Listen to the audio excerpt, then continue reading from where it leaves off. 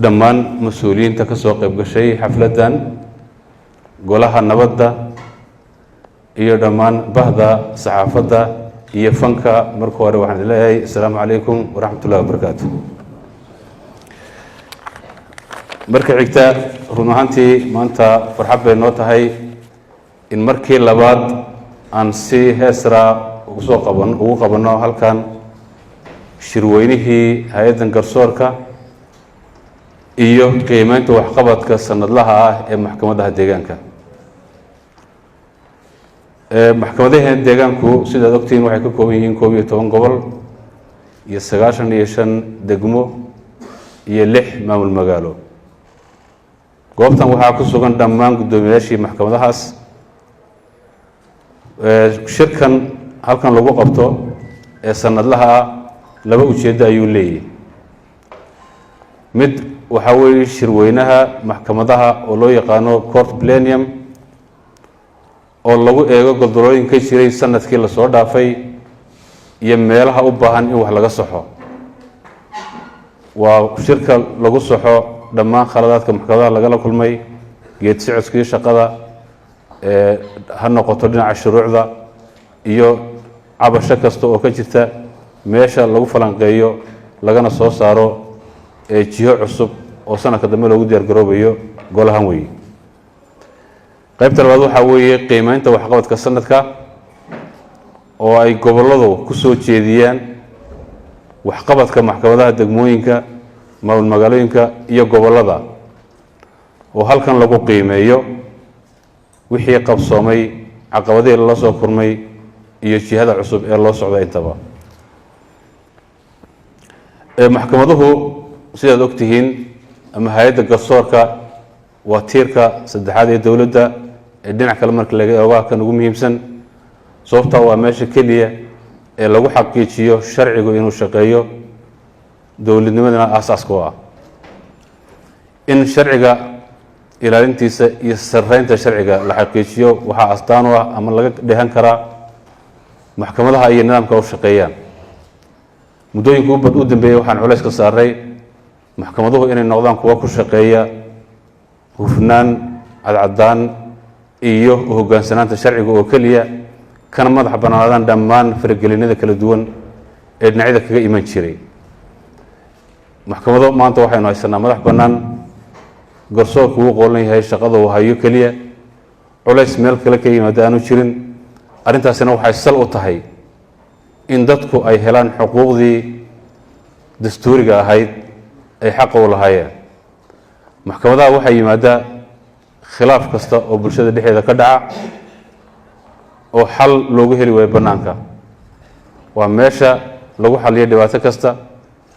waa meesha dadka laysugu keeno, waa meesha xuquuqda shaksiga iyo taguudba lagu xaqiijiyo. marka maxkamaduhu maadaama yahayn astaanta sarreynta sharciga, ilaalinta xuquuqaadka kala duwan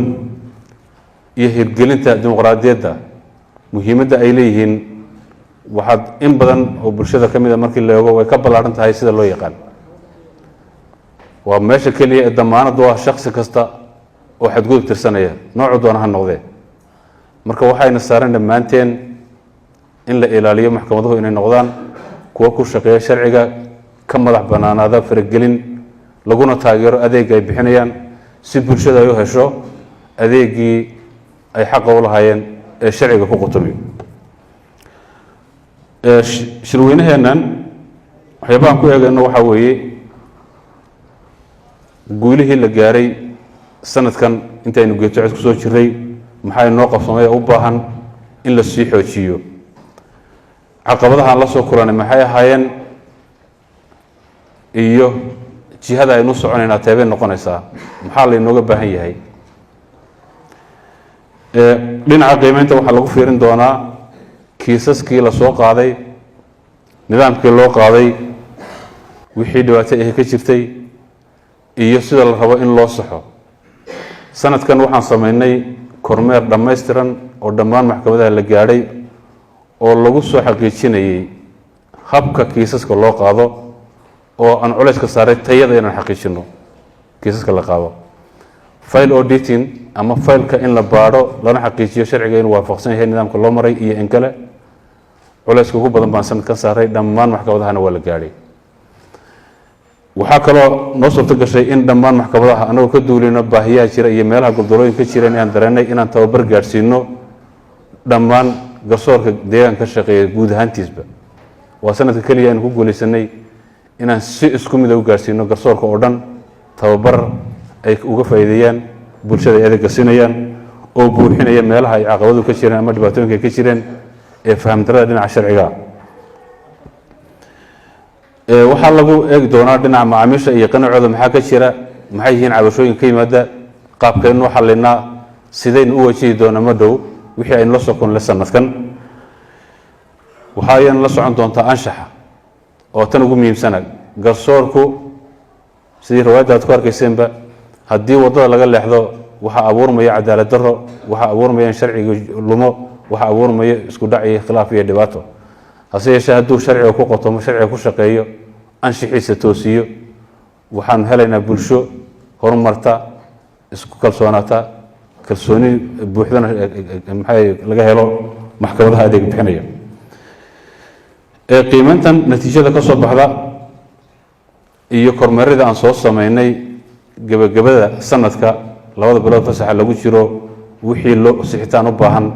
ayay maxkamaddu samaysaa marka wixii ka soo baxa dhammaantood waxay noqon doonaan in go-aan lagaga qaato gebagabada sanadka labada bilood ee fasaxa lagu jiro